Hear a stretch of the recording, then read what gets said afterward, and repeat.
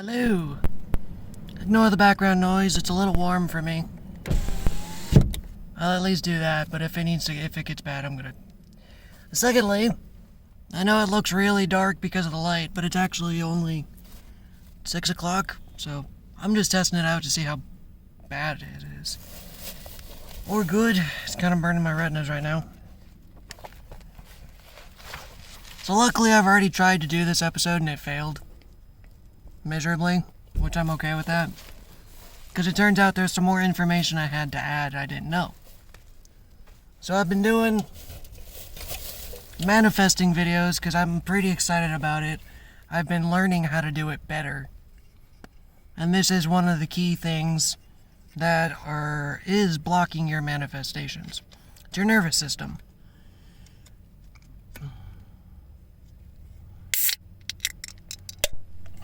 I'm gonna give a little detail just before it's just kind of popping in my head and just going with the motions. So I've been doing my own manifestation videos just because I've been doing my own research and a lot of it didn't make sense. So I'm trying to put forward in a way that makes sense to me and hopefully makes sense to others. So in my mind, it is the simplest, easiest way I can explain it. So we just got done discussing, and it's not directly the last video, but in a recent video, things that block manifestations. There's, of course, other ones I've left off the list I didn't get a chance to talk about. But the primary one is your nervous system. I had talked about it. Again, it's hard to tell because I get deja vu, and like I said, I've also redo some messages, so may just be repeating myself, but sometimes you can sit there and logically sort out all your problems and be like, okay, well, if A plus B equals C, then the answer is 8.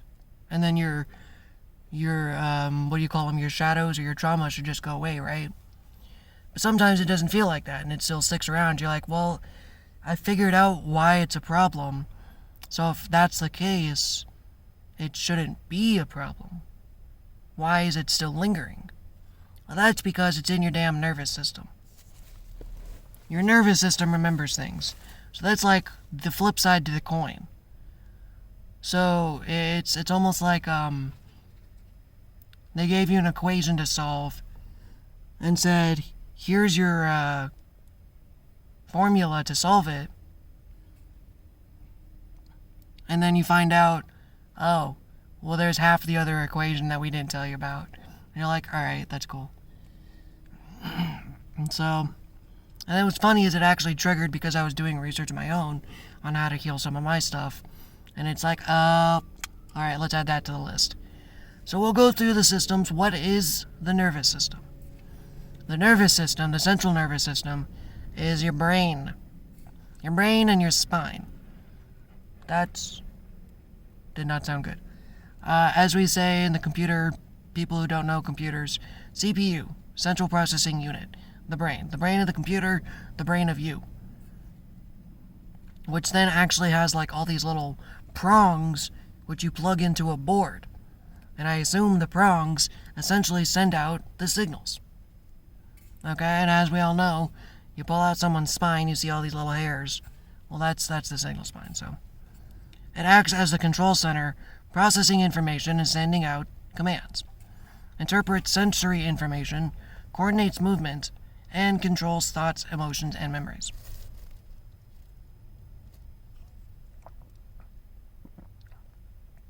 Then it breaks down to the peripheral nervous system.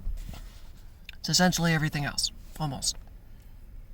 That's all the extra tidbits, like the extra wiring and the extra segments that are scattered throughout your body. That's the part that it's essentially the conveyor belts. It's the conveyor belt of your body that sends the signals.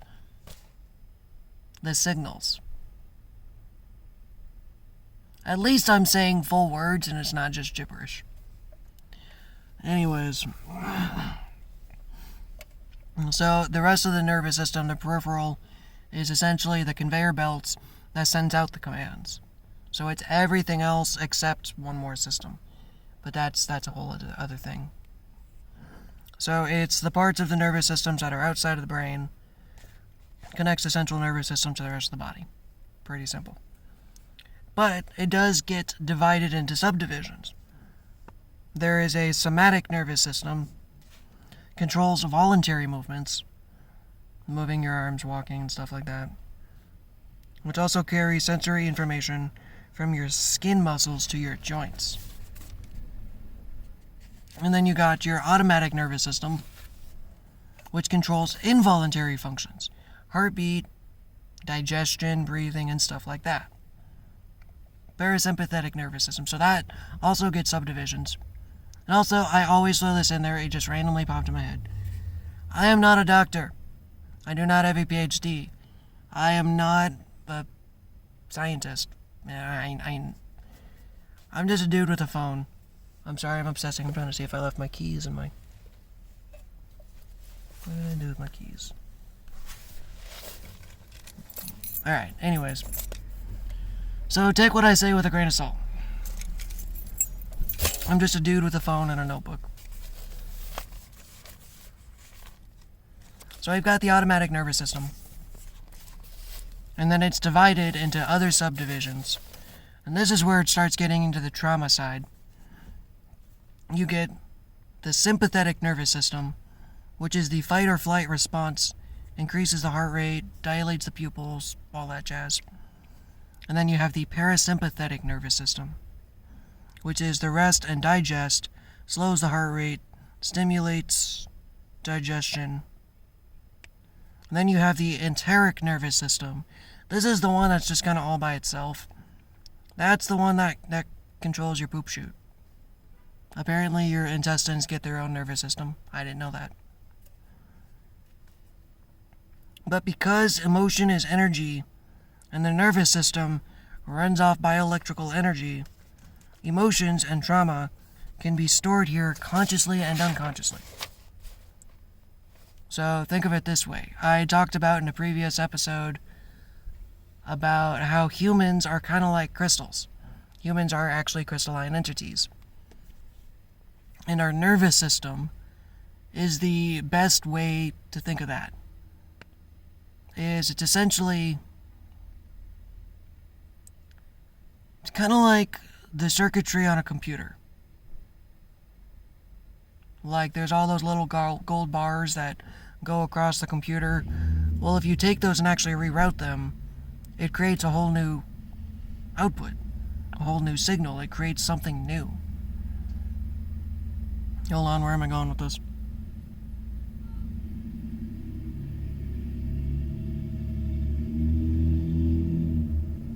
I don't know, anyways. So as we were saying before though, because the way our nervous system is built, it is able to actually store information, because information is just energy. So kind of like on a computer, there are things like capacitors and nodes and stuff like that that hold electrical charges to help prevent the computer from being overloaded. Well, even after you turn off the board or turn off the computer, electricity can still reside in those nodes. But the point is, it absorbs electricity and holds it.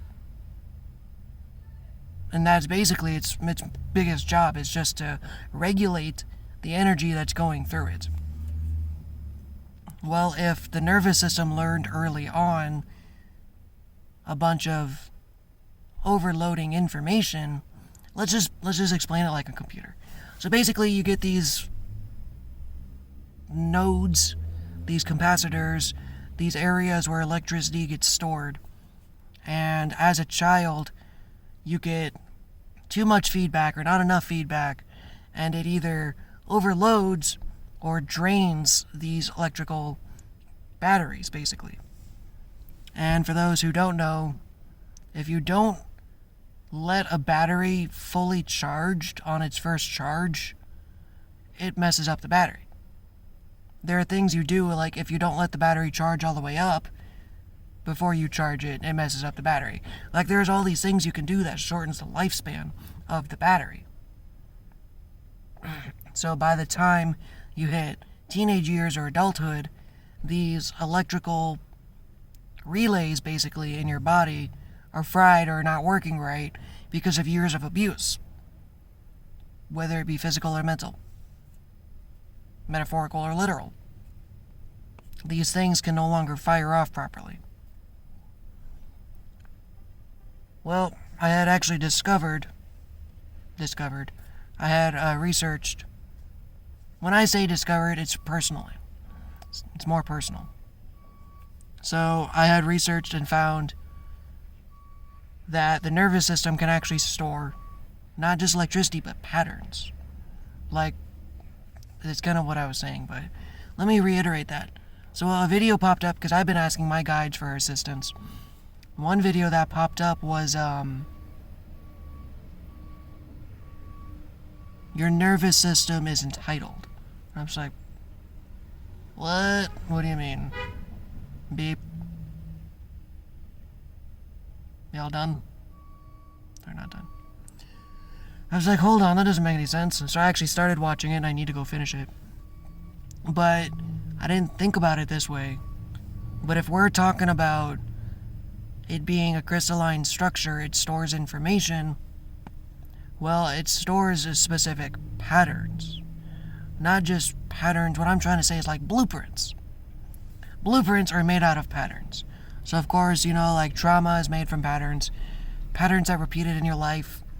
That created almost like a specific algorithm that triggers or gets used whenever certain input hits you. So for instance, kind of like a computer or a AI or a robot, you have to input code and it says, hey, wait, hold on, that doesn't even make any sense. Oh, that's because I didn't get there yet. Sorry. My brain's jumping between lessons. So you put in the code, and it's supposed to program something to do something. Very specific, I know. But what happens if you input, and it's not wrong or right code, it's just the code you had as a child programmed you as you are today. And then I had realized there were specific blueprints. So say, for instance, kind of like an operating system. An operating system is just something that is made up of lines of code. Someone had to write it out, program it. And then based on the types of code, you get either Windows or you get Apple or you get Linux. And based on the code is how the computer functions. Well, early on,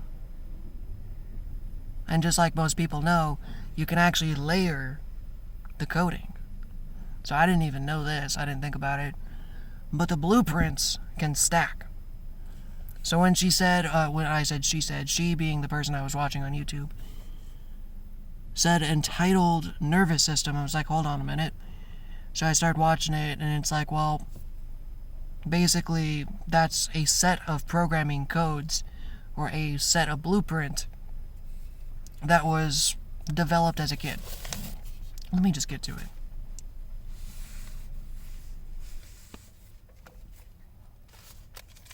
Think of it like this. There are those who play Mega Man.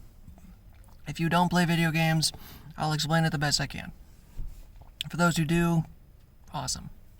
Mega Man is this character in a video game who is a computer software.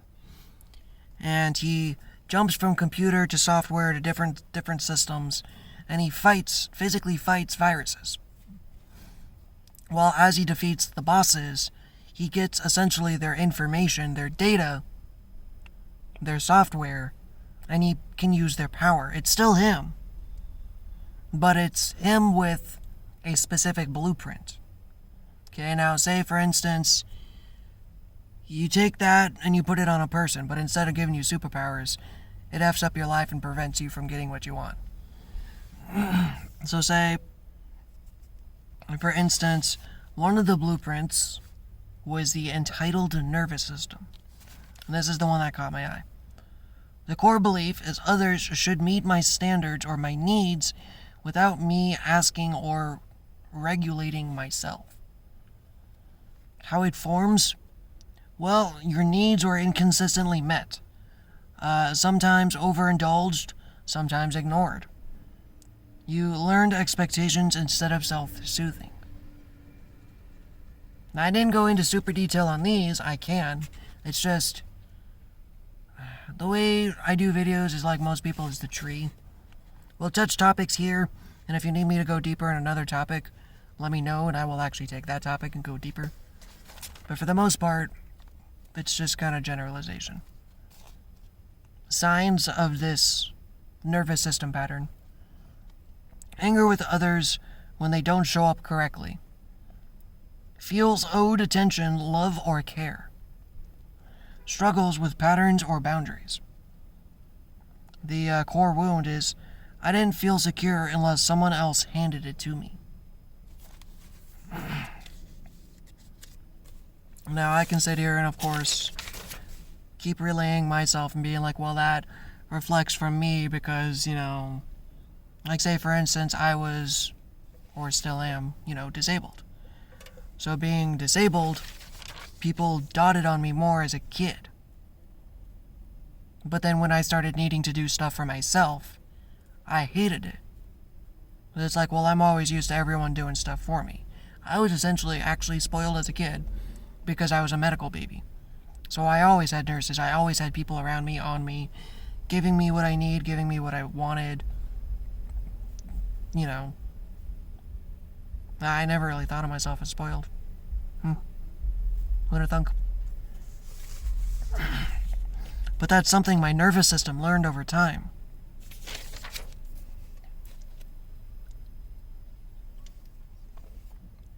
And guess what? I learned this pattern because I get angry with others when they don't show up correctly. I feel owed attention, love, or care. And I struggled with patience and boundaries.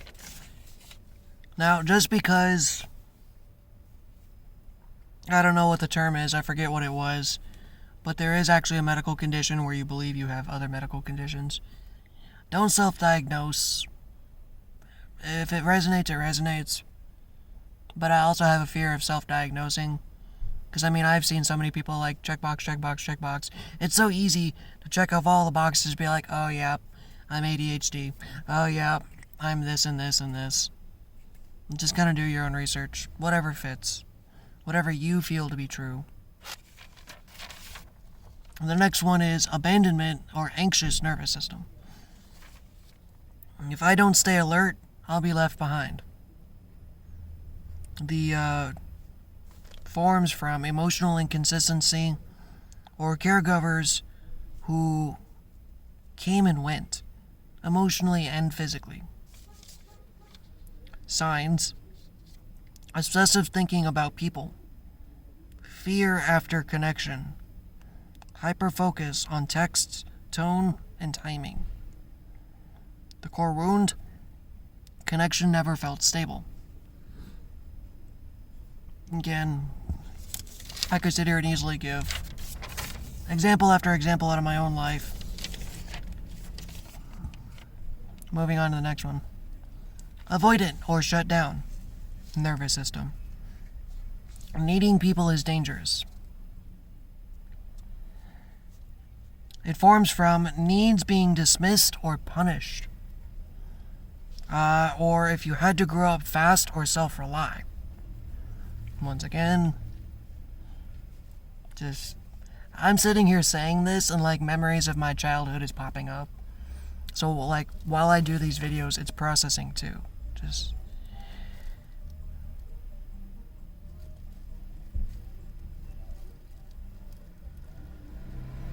I'm sure you guys can hear the music in the background, but if you can't, it's a lovely, nice little samba. Anyways. Signs of avoidance shutdown. Emotional numbness. Pulling away when closeness appears. Discomfort with vulnerability. The wound is, I learned survival through distance. The next one is hypervigilant. Which is, something bad is about to happen.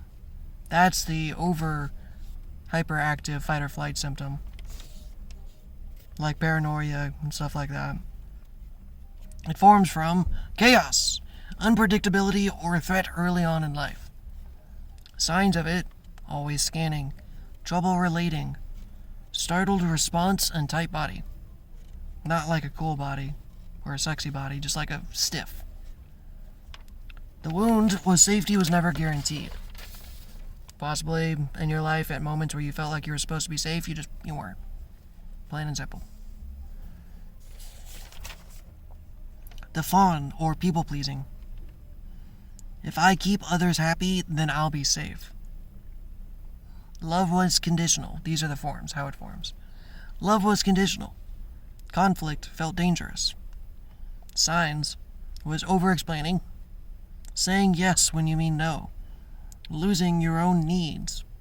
And the core wound is, my needs felt like a threat. There is the collapse and learned helplessness. Nothing I do will change anything. Forms from chronic overwhelm. Repeated failure without support. Signs: low energy, difficult initiating, or feel frozen or stuck. Those are just normal people things. So just because that's happening doesn't necessarily mean you have collapse syndrome. Collapsed nervous system, but it could be. The core wound is, I tried before and it didn't work. And then the final one that I know of, is control-based. In this one I feel like is most common. It's within me. If I control everything, I'll be safe. Forms from unpredictable environments, responsibility, too young. Signs: rigidity, personality. Anxiety when plans change. Difficulty trusting others, and the core wound is, letting go once hurt me. We're not going to get into how to actually reprogram it in this video. That will be the next one. But this one, like I was kind of saying before, is responsible for preventing manifestations as well. Because again, I can sit there all damn day. In fact, I was for the longest time, and that's actually what got me to this point. I'm like, alright, so like I said, logically, I can sit here and out myself and be like, alright, so if, for instance, one of the wounds was, I was homeschooled. But my parents were terrible teachers. It was one of those, they basically sat there and said, read the book and figure it out yourself. I mean, I can sit there and list off like 6 different wounds right there. That's exaggerating, but where was I going with this? Where was I going with this? Wow, somehow I just completely got derailed. Because literally I had a moment pop in my head when that was happening. What was I saying? I guess it's not all that important. Maybe we'll just end the episode here, but basically, okay, so now I remember. So logically, like, I know I'm smart. I know I'm pretty smart. In fact, I might even go, how smart, I ain't gonna tell you. But I'm confident enough I'm fairly intelligent. And that is based on certain things that have been reflected back to me. But it's also a self-knowing. So it's a confidence in my own abilities. However, growing up, I was taught I was not smart. So it's funny. I'm sitting there figuring out the stuff myself. So, like, literally, I'm reading the book, I'm doing the problems, and I'm solving it myself without assistance. But then you go and ask for help, or I would go and ask for help, and then I would get yelled at and called stupid because I couldn't figure it out. And obviously that's a reflection of my parents because they feel silly that they can't help me out with my schoolwork. That's what that was. But even though I'm actually quite intelligent, I learned that I'm not. So the point of that was, why I believed, I learned to believe that I wasn't. So that reflects in my nervous system. That gets stored in my information. And then those patterns play out instead of what we actually want. So how does that tie into manifestations? We'll say maybe I want a high-paying job. Maybe I want like a coding job. I do like computers. I do like building. I do like stuff like that. But what if I had a subconscious belief that I was not smart enough? Despite knowing that I am. As a reference, I have done coding. I have made video games, I've taken coding classes, I have made workable apps, I've made websites. I've nothing professional. But it's just I've done stuff like that. So then it's like, okay, so you're smart because you can do stuff like that. But then I don't feel like I am. Because my nervous system, I hate talking about it because it's baffling my brain. It's like, what do you call it? An oxymoron. But that's actually what's causing it to misalign. Is the fact that I'm smart, but I don't think I'm smart. Plain and simple. So it's when your nervous system aligns with what you want.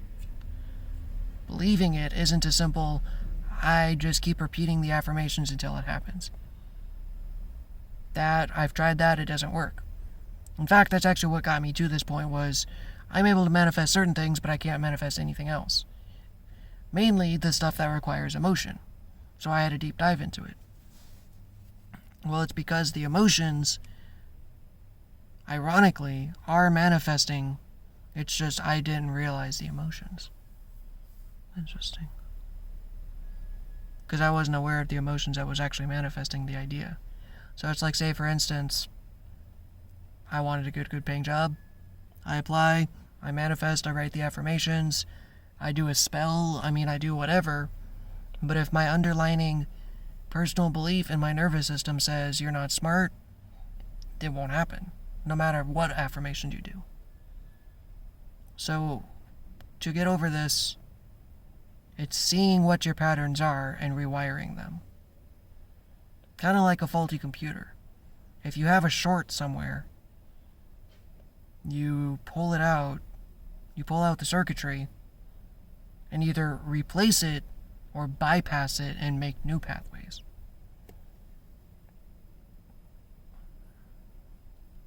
Yeah.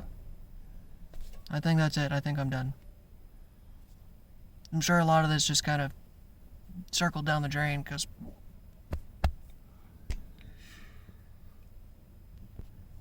I got a lot of input coming on and it was distracting me. But it does get to a point where, I'm sorry, I'm just going to stop talking. We'll figure it out. But in the meantime, hopefully y'all have a great day. In the next video, I will explain how to rewire certain things. This is all stuff, like I said, I've been doing myself. It's the only reason I'm even talking on this stuff. Because this is something I'm literally actively doing in the moment. I don't know. And I figured a lot of you would like to find it out too. For some reason I don't feel like I want to end the video, but I don't think I have anything else to say.